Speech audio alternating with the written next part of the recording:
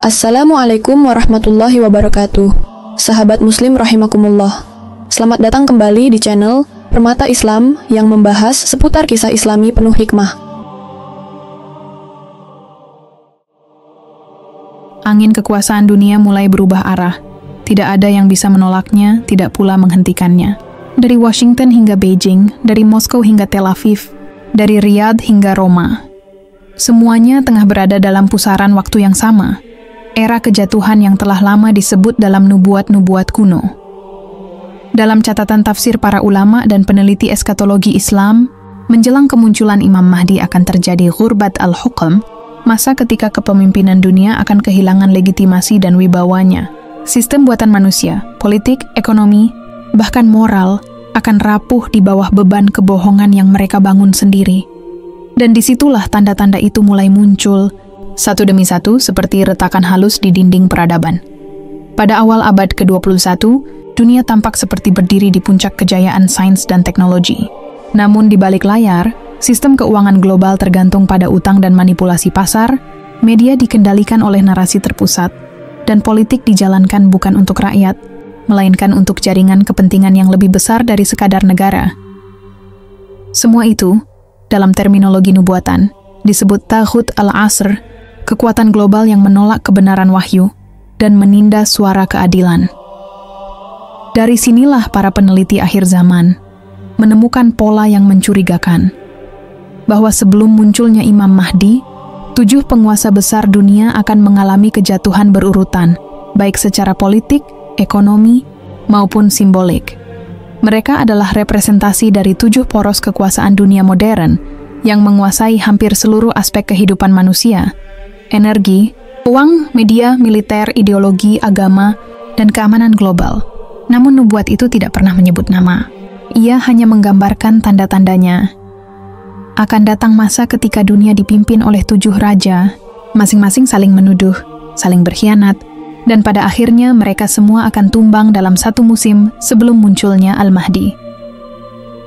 Ayat-ayat simbolik dan hadis-hadis yang dihubungkan dengan masa itu menjadi bahan kajian para mufasir kontemporer. Mereka menafsirkan istilah raja bukan sekadar penguasa politik, tetapi figur yang memegang kendali arah dunia. Mereka bisa berupa presiden, perdana menteri, pemimpin spiritual, bahkan kepala lembaga yang menentukan nasib miliaran manusia di balik sistem global. Dan kini, di tahun-tahun terakhir sebelum perubahan besar itu, semua tanda mulai mengerucut. Krisis pangan global bukan lagi wacana, perang proksi di berbagai belahan dunia terus meningkat, ekonomi digital memunculkan oligarki baru, dan ideologi-ideologi lama bangkit dalam wajah baru. Dunia tampak modern, namun di balik itu semua ia sedang menua, menunggu pecahnya sebuah babak besar yang telah ditulis dalam takdir. Laporan-laporan rahasia yang dibocorkan oleh lembaga intelijen di Timur Tengah dan Asia Timur bahkan mencatat fenomena unik. Perpindahan kekuasaan, perubahan geopolitik, dan instabilitas pemerintahan di 7 kawasan strategis dunia terjadi hampir bersamaan. Dari Amerika Serikat ke Rusia, dari Cina ke Eropa, dari Timur Tengah ke Asia Selatan. Semua tampak seperti sedang bergerak menuju satu titik, masa transisi global yang belum pernah terjadi sebelumnya. Dan yang paling menarik, beberapa peneliti Muslim menghubungkan fenomena ini dengan satu riwayat penting dari Sayyidina Ali bin Abi Thalib. Akan datang suatu masa ketika pemimpin-pemimpin besar dunia akan berselisih dan kekuasaan mereka hancur, hingga seorang pemimpin dari timur bangkit membawa panji-panji kebenaran. Riwayat ini kemudian dipahami sebagai isyarat akan kehancuran sistem global lama sebelum munculnya seorang pembaharu akhir zaman, Imam Mahdi, bukan karena kekuatan militer semata, tapi karena runtuhnya legitimasi moral dan keadilan yang menjadi fondasi peradaban itu sendiri. Sementara di barat dunia, tanda-tanda keruntuhan itu semakin jelas. Perekonomian raksasa mulai retak, kepercayaan publik terhadap pemimpin menurun drastis, dan konflik antar negara sekutu mulai meruncing. Di sisi lain, poros timur, khususnya Asia Barat dan Asia Tenggara, menunjukkan kebangkitan spiritual dan geopolitik yang tidak bisa diabaikan. Banyak yang percaya, dari arah inilah akan muncul kekuatan baru yang akan menantang dominasi dunia lama. Para ulama akhir zaman menyebut kondisi ini sebagai Ashr al-Ubur, masa peralihan menuju perubahan besar dunia, dan di tengah peralihan itulah 7 penguasa besar dunia akan jatuh satu demi satu. Bukan sekadar karena kekalahan militer, melainkan karena hancurnya sistem kepercayaan yang menopang. Mereka bab ini menjadi penanda bahwa dunia sudah berada di ambang masa yang disebut fitnah kubra. Fase terakhir sebelum kemunculan sang pembawa keadilan sejati. Namun siapa sebenarnya 7 pemimpin yang dimaksud dalam nubuatan itu? Apakah mereka benar-benar telah muncul di panggung dunia modern ini? Dan bagaimana tanda-tanda keruntuhannya akan dimulai? Dari sinilah para pengamat akhir zaman memusatkan pandangannya pada 2 figur besar yang kini memegang kendali utama peradaban modern. 2 penguasa yang saling bersaing, namun sesungguhnya berdiri di atas fondasi yang sama. Kekuasaan yang dibangun di atas ketakutan dan keserakahan. Pemimpin pertama adalah penguasa dari Barat, simbol dari kekuatan global yang selama 1 abad terakhir menancapkan pengaruhnya di seluruh dunia melalui kekuatan dolar, media, dan militer. Ia bukan sekadar individu, melainkan representasi dari sistem yang menganggap dirinya sebagai penentu tatanan dunia. Negara yang ia pimpin menjadi pusat kendali ekonomi internasional, tempat semua mata uang ditakar dan semua kebijakan global disetir. Namun di balik kekuasaannya, kini dunia menyaksikan tanda-tanda kehancuran yang perlahan tapi pasti. Ketika sistem keuangan mereka mulai goyah, muncul gelombang ketidakpercayaan di dalam negeri sendiri. Rakyat kehilangan keyakinan pada pemimpinnya. Skandal politik dan perpecahan ideologi menajam, hingga lembaga negara yang dulu disakralkan kini menjadi bahan ejekan publik. Dari sinilah retakan pertama dimulai. Bukan karena serangan luar, tapi karena keruntuhan moral di dalam. Dalam beberapa tafsir, kejatuhan penguasa pertama ini digambarkan sebagai jatuhnya menara tinggi di negeri seberang, lautan. Para mufasir menafsirkan menara itu sebagai simbol kekuasaan ekonomi dunia, sistem yang akan runtuh dari dalam dirinya sendiri. Bukan perang, bukan senjata, melainkan krisis kepercayaan global yang membuat fondasinya roboh. Ketika mata uang mereka kehilangan kekuatan, dunia mulai mencari arah baru.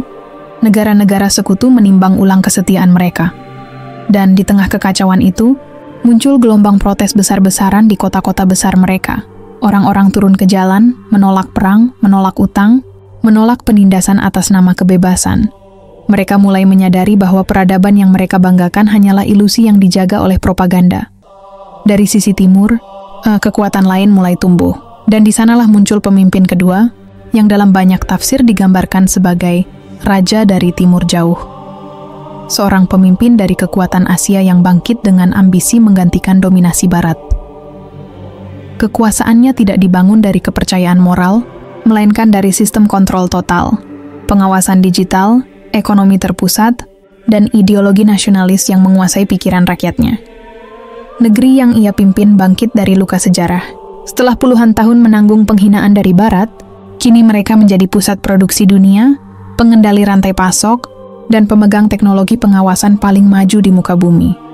Namun, sebagaimana disebut dalam nubuatan, setiap kekuasaan yang dibangun di atas ketakutan akan hancur oleh ketakutan itu sendiri. Dalam beberapa tahun terakhir, tanda-tanda kejatuhan itu mulai muncul. Perekonomian yang tampak kuat ternyata rapuh oleh krisis internal. Kesenjangan sosial melebar, utang meningkat, dan rakyat mulai muak dengan pengawasan yang mengekang kehidupan pribadi mereka. Sementara itu, elit politiknya terpecah antara yang menginginkan pembukaan ke dunia luar dan yang ingin menutup diri dalam sistem totalitarian yang semakin keras. Para peneliti menyebutnya sebagai raksasa yang berdiri di atas kaki. Lumpur, satu langkah salah, dan seluruh tubuh kekuasaan bisa ambruk. Dan itulah yang kini mulai terlihat. Ketika kekuatan militer yang ia banggakan terseret ke berbagai konflik di perbatasan, dan ekonomi dalam negerinya menurun drastis akibat embargo dan kehilangan mitra dagang.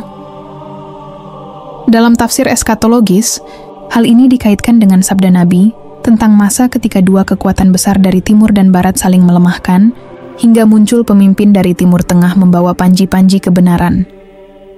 Di tengah perebutan pengaruh antara barat dan timur, 2 pemimpin ini justru tanpa sadar sedang membuka jalan bagi perubahan besar.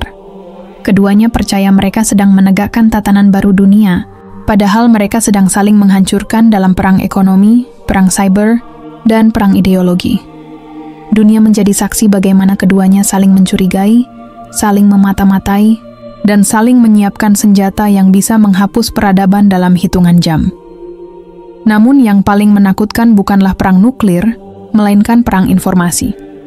Setiap kebenaran kini menjadi komoditas, setiap kebohongan menjadi alat propaganda. Rakyat di seluruh dunia dipaksa untuk memilih sisi, padahal keduanya sama-sama berdiri di atas sistem yang menolak nilai-nilai ilahi. Dan dari sini muncul gejolak baru. Semakin banyak manusia mulai kehilangan arah, kehilangan makna, kehilangan iman pada sistem manusia. Dalam salah satu tafsir klasik disebutkan, ketika dua raja besar bertengkar, bumi akan penuh dengan kegelisahan. Tidak ada negeri yang aman, kecuali yang dijaga oleh keimanan. Kalimat itu terasa hidup hari ini. Dunia terjebak dalam ketakutan, resesi global, konflik regional, dan ancaman perang dunia ketiga. Dan di balik layar, sebagian besar umat Islam mulai memandang ke arah Timur Tengah, menunggu tanda, menunggu pemimpin yang dijanjikan, menunggu saat di mana sistem dunia yang zalim ini runtuh seluruhnya. Pemimpin ketiga adalah penguasa dari kawasan yang dahulu dikenal sebagai Syam Raya, wilayah yang kini terpecah menjadi beberapa negara, tapi masih menjadi pusat pergulatan antara keimanan dan kekuasaan. Dalam banyak tafsir, pemimpin ini digambarkan sebagai penguasa Syam yang mengaku membela Islam, namun hatinya condong kepada musuh. Ia lahir dari situasi kacau, ketika perang saudara dan perebutan pengaruh menghancurkan negeri itu hingga tak tersisa. Ia tampil dengan janji rekonsiliasi dan persatuan, namun di balik layar ia menjadi boneka kekuatan besar yang menanamkan pengaruh melalui dana, senjata, dan propaganda. Rakyatnya mencintainya di awal, tapi perlahan mulai menyadari bahwa ia telah menjual tanahnya kepada musuh-musuh Islam. Dalam catatan sebagian ulama akhir zaman, inilah sosok yang dikaitkan dengan fitnah besar di Syam, saat penguasa Muslim sendiri menjadi alat penjajahan modern yang berbungkus diplomasi. Wilayahnya kini menjadi laboratorium perang. Setiap konflik dunia berawal dan berakhir di sana. Negeri yang dahulu melahirkan para ulama dan mujahid, kini menjadi reruntuhan sejarah. Namun dari reruntuhan itu pula, muncul gelombang baru. Pasukan kecil yang tidak lagi percaya kepada penguasa, tidak tunduk pada kekuatan manapun, dan mulai mengangkat senjata dengan keyakinan bahwa waktu Imam Mahdi telah dekat. Pemimpin ketiga ini tahu ancaman itu, dan karena takut kehilangan kekuasaan, ia memilih memerangi kaumnya sendiri atas nama stabilitas. Dalam nubuatan disebutkan, akan muncul seorang raja dari Syam, dan di belakangnya bala tentara dari segala bangsa. Ia memerangi kaum muslim, dan dari fitnahnya akan lahir pasukan hitam dari timur. Dan begitulah yang kini terjadi, kekacauan di Syam memanggil perhatian dunia timur, seakan menjadi pemicu bagi pertarungan yang lebih besar. Bukan lagi antara negara, tapi antara keyakinan. Sementara itu, pemimpin keempat muncul dari kawasan selatan Jazirah Arab. Ia bukan penguasa yang lahir dari kudeta atau perang, tapi dari warisan kekuasaan lama yang bertahan dengan minyak dan uang. Negeri yang ia pimpin dikenal kaya raya, berkilau di luar, tapi rapuh di dalam. Dalam riwayat disebutkan bahwa menjelang munculnya Imam Mahdi, akan ada seorang penguasa di tanah Arab yang wafat, dan bangsanya akan berselisih. Dalam pengangkatan pengganti, perpecahan, itulah yang kini mulai tampak. Pemimpin keempat ini menjadi simbol kemewahan dunia modern yang dibungkus religiusitas, menampilkan wajah Islam di depan dunia, namun membiarkan ketidakadilan merajalela di dalam negerinya sendiri. Ia mengatur tanah suci, tapi membangun sistem ekonomi yang bergantung sepenuhnya pada kekuatan Barat. Dan yang lebih berbahaya, ia mulai menafsirkan agama dengan kacamata politik, menyeleksi hadis, dan menolak nubuatan tentang Imam Mahdi sebagai kisah khurafat yang mengganggu stabilitas negara. Namun sebagaimana disebut dalam hikmah para salaf, siapa yang berani menolak tanda-tanda Allah akan menjadi tanda bagi kehancurannya sendiri. Dan itulah yang mulai terjadi. Kekayaan negeri itu perlahan berbalik menjadi beban. Pendapatan menurun, hutang meningkat, dan keamanan mulai goyah. Rakyat mulai gelisah melihat para pemimpin mereka hidup dalam kemewahan, sementara harga pangan melonjak dan moral publik runtuh. Para ulama yang menegur dibungkam, para penyeru kebenaran dipenjara. Dan di antara para pemuda, mulai tumbuh keyakinan bahwa hanya seorang pemimpin dari keturunan Rasulullah SAW yang bisa memulihkan kehormatan mereka. Dari sisi lain, pemimpin kelima muncul dari wilayah barat dunia Islam, negeri yang dulu menjadi jembatan antara Eropa dan Afrika, tempat kebangkitan Islam, dan juga tempat penjajahan panjang. Ia dikenal sebagai pemimpin revolusioner yang datang dengan janji keadilan dan pembebasan dari cengkeraman barat. Rakyat menyambutnya dengan euforia, menamainya pemimpin rakyat. Namun waktu membuktikan bahwa kekuasaan lebih menggoda daripada cita-cita. Ia membangun pemerintahan dengan tangan besi, menyingkirkan lawan-lawan politik, dan memaksa rakyatnya tunduk dalam satu ideologi. Kebebasan yang dulu ia janjikan kini berubah menjadi pengawasan. Di luar negeri, ia mencoba menantang kekuatan barat, mengirim pasukan ke berbagai konflik regional, dan bersekutu dengan blok timur. Namun langkah itu membuat negerinya terisolasi, ekonominya hancur, dan rakyatnya hidup dalam ketakutan. Dalam tafsir sebagian ulama, pemimpin kelima ini digambarkan sebagai penguasa dari barat Islam, yang mengaku memperjuangkan kebenaran tapi terperangkap dalam ambisi dunia. Ia bukan kafir, bukan juga sekutu Dajjal secara langsung, tapi menjadi bagian dari sistem yang menolak petunjuk ilahi. Ketika kekuasaannya goyah, negeri-negeri di sekitarnya mulai bergerak, dan fitnah besar menyebar ke seluruh Afrika Utara dan Mediterania. Darah tumpah di jalanan, bendera-bendera terbelah, dan dunia kembali menatap Timur Tengah, karena dari sanalah semua kekacauan itu tampaknya bermuara. Semua mata beralih ke selatan, ke arah Yaman dan Hijaz, karena dalam hadis disebutkan bahwa dari sana akan muncul panji-panji petunjuk, dan dari sanalah pasukan Mahdi akan dibaiat. Dan di saat perhatian dunia tertuju ke wilayah itu, muncullah pemimpin keenam, seorang tokoh yang datang dari lembah pegunungan Yaman, negeri yang dulu terlupakan, miskin, tapi memiliki warisan sejarah spiritual yang panjang. Ia bukan penguasa resmi, bukan juga jenderal negara manapun. Ia lahir dari rakyat biasa, namun membawa semangat yang menggetarkan. Pasukannya kecil, namun berdisiplin. Mereka tidak mengibarkan bendera partai, tidak mengaku sebagai revolusi, tapi menyebut diri mereka sebagai Ashab al-Yaman. Pengikut kebenaran dari selatan, yang dalam riwayat disebut lebih lembut hati dan lebih kuat imannya. Pemimpin ini bukan hanya pemegang senjata, tetapi pembangkit moral. Ia menyerukan kembali kepada tauhid, keadilan, dan kesederhanaan. Ia ada menolak bantuan dari negara manapun, menolak tunduk kepada penguasa jazirah, dan tidak mau dijadikan alat politik timur atau barat. Ia mengatakan bahwa perjuangannya hanya untuk menyiapkan jalan bagi pemimpin yang dijanjikan. Perkataan itu mengguncang dunia Islam. Ketika pemimpin-pemimpin lain sibuk dengan persekutuan politik, tokoh ini justru mengembalikan orientasi umat kepada tanda-tanda nubuatan. Ia membangkitkan kembali semangat para pemuda yang kehilangan arah. Di berbagai negeri, nama Yaman kembali disebut dengan hormat, bukan karena kekayaan atau kekuatan militernya, tapi karena cahaya petunjuk yang muncul dari sana. Pasukannya bergerak dengan disiplin tinggi, tidak mencari kekuasaan, tidak menjarah, dan selalu menyeru kepada persatuan umat. Namun di mata para penguasa besar, gerakan ini menjadi ancaman, karena semakin lama, semakin banyak pasukan dari berbagai negeri yang bersumpah setia di bawah panji mereka. Dunia seolah memasuki babak baru di mana kebenaran dan kebohongan berdiri berhadap-hadapan tanpa lagi tirai yang memisahkan. Di tengah kekacauan itu, muncul satu sosok pemimpin terakhir dalam daftar 7 kekuasaan besar yang disebut oleh banyak tafsir nubuatan. Pemimpin ketujuh, penguasa yang tak memiliki tahta tunggal, tapi menguasai segalanya melalui sistem global. Ia bukan satu negara, bukan pula satu sosok, namun simbol dari seluruh sistem dunia modern, jaringan ekonomi, politik, dan teknologi yang mengikat seluruh umat manusia dalam satu kendali. Sistem ini dibangun atas nama kemajuan, tapi beroperasi atas dasar ketakutan. Imam pemedet tuban hawarga pangau, mengendalikan arah politik, bahkan mengatur cara manusia berpikir.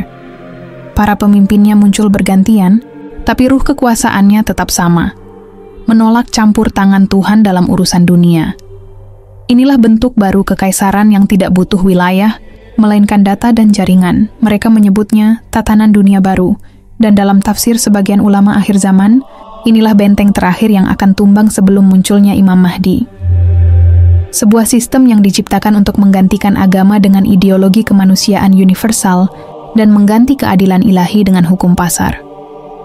Namun saat sistem ini mencapai puncak kejayaannya, retakan mulai muncul dari dalam. Negara-negara besar saling memata-matai, ekonomi digital terguncang oleh krisis moral, dan generasi muda mulai kehilangan makna hidup di tengah tumpukan informasi tanpa arah. Di balik layar, muncul kelompok-kelompok kecil yang kembali menegakkan salat, kembali membaca ayat-ayat tentang keadilan, dan kembali berbisik tentang pemimpin yang dijanjikan. Kebangkitan itu kecil, nyaris tak terlihat, tapi disitulah tanda-tanda perubahan mulai lahir. Ketika benteng kekuasaan modern mulai retak, peradaban dunia menghadapi krisis yang tak bisa diselesaikan dengan uang atau teknologi. Keadilan hilang, kebenaran diputarbalikkan, dan rakyat dunia mulai muak dengan kebohongan sistemik yang menutupi wajah para penguasa mereka. Lalu seperti efek domino, satu persatu simbol dunia modern mulai runtuh. Mata uang kehilangan nilai, lembaga internasional lumpuh, media kehilangan kepercayaan, dan akhirnya dunia berada di ambang kekacauan total. Dalam keadaan itulah, nubuatan yang dahulu hanya dianggap kisah kuno, perlahan menjadi nyata. Kekuasaan yang dibangun di atas kezaliman, meskipun tampak kokoh selama berabad-abad, akhirnya roboh oleh tangan-tangan kecil yang berdoa di waktu malam. Dan di tengah reruntuhan sistem global itu, dunia mulai mencari arah baru. Sebagian ulama menyebut, inilah masa Tamkan al-Mahdi, masa persiapan sebelum munculnya pemimpin keadilan terakhir. Tidak seorang pun tahu waktunya, tidak ada yang tahu dari mana tepatnya ia akan muncul. Tapi dari arah timur, sebagaimana disebut dalam banyak riwayat, cahaya keadilan itu mulai menyingsing, bukan cahaya peperangan, tapi cahaya kesadaran. Umat mulai memahami bahwa keadilan sejati bukan milik sistem, bukan milik ideologi, tapi milik Allah semata. Ketujuh pemimpin besar yang pernah menguasai dunia, baik dari barat, timur, utara, maupun selatan, semuanya berakhir dengan satu pola yang sama, kesombongan. Mereka membangun peradaban atas nama kekuatan manusia, namun melupakan bahwa kekuasaan hanyalah titipan, dan ketika kekuasaan dijadikan berhala, maka kehancurannya adalah keniscayaan. Dari kehancuran itu, umat yang tertindas akan bangkit.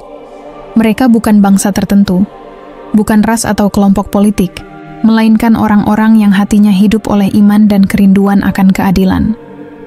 Mereka inilah yang kelak akan menjadi barisan pertama Imam Mahdi, bukan karena kekuatan senjata, tapi karena kekuatan keyakinan. Ketika dunia menatap reruntuhan masa lalunya, sebagian manusia akan putus asa, tapi sebagian lain justru menemukan harapan baru di tengah kehancuran itu. Mereka menyadari bahwa setiap kekuasaan zalim memang ditakdirkan untuk jatuh, agar manusia kembali belajar arti kerendahan hati di hadapan Sang Maha Kuasa. Dan di saat itulah, seluruh bumi akan bersiap menyambut fajar baru yang telah dijanjikan sejak berabad-abad lalu. Barangkali inilah yang dimaksud dengan sabda Nabi Muhammad SAW, akan datang kepada umatku seorang pemimpin dari keturunanku, yang akan memenuhi bumi dengan keadilan sebagaimana bumi sebelumnya dipenuhi dengan kezaliman.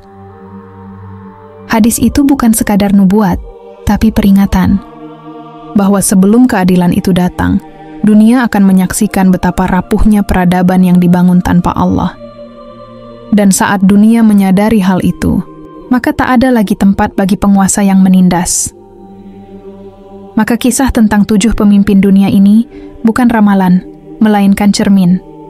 Cermin bagi kita semua, agar tidak terpesona pada kekuasaan, tidak silau pada modernitas, dan tidak buta terhadap tanda-tanda zaman. Sebab sebagaimana runtuhnya peradaban-peradaban besar sebelumnya, kehancuran yang akan datang bukanlah akhir segalanya, melainkan awal bagi kebangkitan yang lebih besar. Mungkin kita tidak tahu kapan Imam Mahdi akan muncul, tapi setiap kezaliman yang runtuh adalah tanda bahwa dunia sedang menuju ke sana.